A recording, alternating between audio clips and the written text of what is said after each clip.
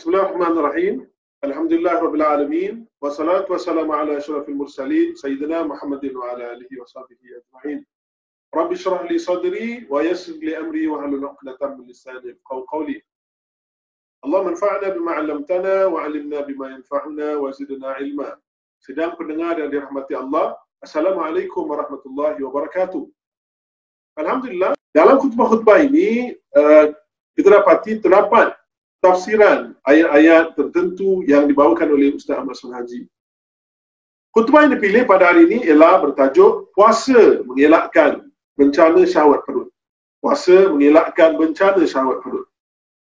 Antara perkara menarik yang ada dalam kandungan khutbah ini ialah beliau menjelaskan tentang hikmah-hikmah yang dapat dicapai oleh orang yang berpuasa. Bilakah puasa ini mula disyariatkan? Dan apakah perkara-perkara penting yang perlu diberi perhatian dalam kita berpuasa. Beliau memulakan khutbahnya dengan menyatakan, kini kita telah berada pula di bulan Ramadan, bulan yang berkat lagi mulia, di mana umat Islam mengerjakan ibadah puasa. Maka apabila Ramadan telah datang, terbukalah pintu-pintu syurga dan tertutuplah pintu-pintu neraka, sedang syaitan pula terbelenggu. Demikian maksud dari hadis. Beliau sebenarnya merujuk pada hadis yang diriwayatkan oleh Imam Muslim. Seterusnya beliau menjelaskan erti puasa. Erti puasa mengikut istilah fikih ialah menahan diri dari berbuka sepanjang hari yang dibenarkan berpuasa dengan niat tertentu.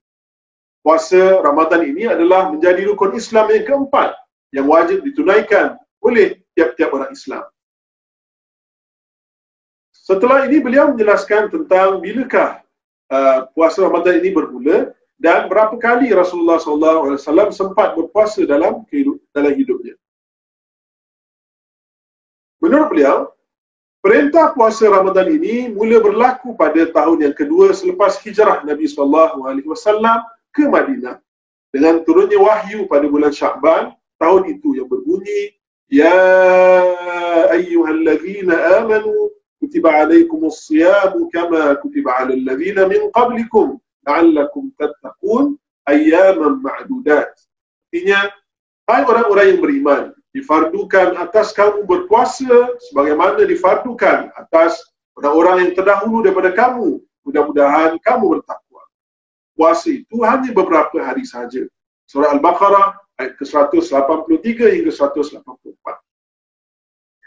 Menurut beliau lagi, adalah Nabi SAW telah berpuasa Ramadan sepanjang hayatnya hanyalah 9 kali sahaja, yang sekali genap 30 hari dalam sebulan, dan yang 8 kali masing-masing 29 kali dalam sebulan.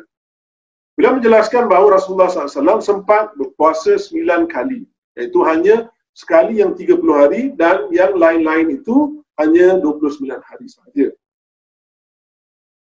Seterusnya, menurut beliau, adapun orang-orang yang mengingkari kewajipan berpuasa dihukumkan kafir, kecuali jika ia baru masuk Islam ataupun jahil dan dia tidak pernah mendapat penerangannya. Seterusnya beliau menjelaskan beberapa ataupun hukuman yang pernah dilakukan oleh mungkin negara Islam tertentu pada masa dahulu untuk menunjukkan bahawa pentingnya berpuasa itu. Dengan katanya, orang yang sengaja meninggalkan puasa dengan tiada uzur secara syarak, hukumnya pemerintah Islam hendaklah mengurungnya dan menahannya dari makan minum sepanjang hari supaya ia dapat mengikuti kuat kuasa syiar Islam yang dijalankan. Jadi ini menurut beliau, maknanya pernah hukuman ini dikenakan oleh orang-orang Islam di negeri-negeri tertentu untuk memberikan takzir atau peringatan kepada mereka agar menjalankan puasa. Seterusnya beliau ingin menjelaskan tentang hikmah di sebalik berpuasa itu yang luar biasa. Menurut beliau lagi, sebesar-besar bencana yang menimpa anak Adam ialah syahwat perut. Syahwat perut itulah asal mulanya yang menyebabkan bapa kita Adam dan ibu kita Hawa terhalau dari syurga. terhalau dari kampung yang kekal abadi dan berpindah ke dunia ini dalam keadaan terhina dan terlantar. Kedua ibu bapa kita, Adam dan Hawa, telah ditegah oleh Allah SWT agar jangan memakan buah khuldi dan menyuruh menahan nafsu perut supaya dapat hidup berkekalan dalam syurga. Tetapi malangnya mereka telah tidak dapat menahan syahwat perut. Mereka lalu memakan buah larangan itu sehingga dengan tiba-tiba terlucutlah segala pakaian yang menutupi aurat mereka, lalu terusir ke dalam dunia ini. Jadi beliau membawakan kisah di mana Nabi Adam AS dan juga Hawa pada awalnya di dalam syurga, mereka dipindahkan ke dunia kerana mereka memakan buah khuldi yang menurut beliau ia berdasarkan kepada syahwat perut ini. Seterusnya menurut beliau lagi, perut itu adalah punca syahwat dan dari perutlah datangnya segala penyakit. Juga dari perut datangnya segala kecelakaan. Maka bagi membuktikan itu, marilah kita perhatikan tentang hikmah dan kelebihan berlapar serta bencana kekenyangan. Dengan berlapar, rohani dapat dididik, jiwa mudah dibentuk sehingga menyebabkan hati dapat ditenangkan dan otak menjadi cerdas serta dapat memikirkan sesuatu dengan teliti dan saksama. Itu sebab ada suatu peraturan yang telah ditetapkan oleh Islam bahawa seorang yang menjadi hakim ditegah menjalankan kerja pengadilan dalam keadaan ianya kenyang sangat atau terlalu lapar. Ditakuti ianya akan nanti tidak dapat menjalankan pekerjaannya dengan adil.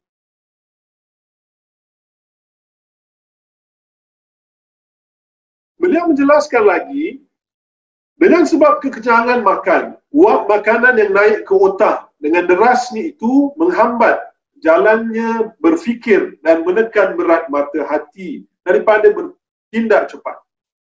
Hal ini dapat dibuktikan kepada kanak-kanak yang banyak makannya, biasanya lemah hafalannya dan lambat memahamkan pelajaran, berbeza dengan kanak-kanak yang sederhana makannya, biasanya cerdas otaknya dan gemar mementingkan pelajarannya.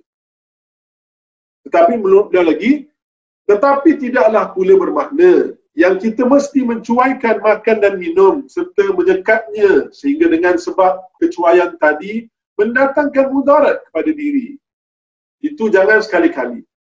Bahkan wajib kita menjaga dengan sepenuh hati makan minum diri kita, anak-anak kita dan isteri kita dengan mengikuti batas-batas untuk menolak kemudaratan. Maka jika sekiranya makan minum itu berlebihan, hasilnya kelak akan datang sebaliknya pula, iaitu akan menjadi kemudaratan. Seterusnya beliau membawakan beberapa hadis-hadis Nabi SAW yang diriwayatkan dalam kitab-kitab yang berbeza. Ada antaranya dalam kitab-kitab hadis yang muktabar, tetapi ada yang tidak. Tetapi makna hadis yang tidak dapat dikenal pasti daripada kitab muktabar itu adalah maknanya adalah benar berdasarkan kepada hadis-hadis yang sahih yang lain. Beliau menjelaskan, sebagai panduan dalam soal makan dan minum, marilah kita ikuti ajaran-ajaran yang dibawa oleh junjungan kita Nabi Muhammad SAW. Antara sabdanya, nahnu qaumun la na'kul hatta naju'a wa idza akalna la nashbi'. Artinya, kami adalah satu kaum tidak makan hanya bila lapar dan bila makan tidak sampai kenyang. Hadis ini jika diamalkan dengan betul, jarang orang mendapat sakit sebab para tabligh dan tokoh sepakat mengakui kebenaran hikmah yang terkandung dalam hadis ini. Selain itu Nabi SAW juga mengajar sebagaimana sabdanya, thuluthun lil-ta'ami wa thuluthun lil-syarabi wa thuluthun lil-nafsi. Artinya, sepertiga untuk makanan, sepertiga untuk minuman, dan sepertiga lagi untuk bernafas. Ini hadis riwayat Imam At-Tirmizi. Maksud hadis ini, hendaklah rongga tubuh kita dibahagikan tiga, iaitu 1/3 diisi dengan makanan, 1/3 lagi dengan minuman, dan 1/3 lagi untuk bernafas. Kemudian beliau membawakan hadis yang ketiga. yang berbunyi. Juga sabdanya yang lain, al-batnatu aslud da wal hamiyatu aslud dawa wa'udu kulla jismin ma'tadad. Artinya, perut itu adalah punca penyakit dan berpantang itu punca berubat, dan lazimkanlah tiap-tiap anggota dengan kebiasaannya. Ini hadis yang diriwayatkan daripada dalam kitab Imam Al-Ghazali, dan beliau sendiri mengatakan bahawa beliau tidak menjumpai di manakah asal usul hadis ini. Dan kita membaca seterusnya, jarang orang mendapat sakit jika betul-betul ia menjaga dirinya dengan mengikut peraturan seperti itu tadi. Tidak makan ia melainkan jika dirasanya benar-benar sudah lapar, dan tengah sedap makan dihentikan sehingga ia tidak pula kenyang. Jadi maknanya, makanannya di sini hendaklah diberi berwaktu. Janganlah bila ternampak matanya akan sesuatu makanan, terus seleranya datang, lalu memakannya. Dan jika ternampak pula yang lain, terus makan lagi.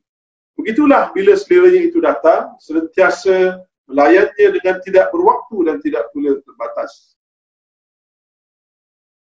Seterusnya, Ustaz Sulhaji menjadikan beberapa pointer-pointer penting, menjelaskan tentang hikmah daripada berlapar melalui puasa ini.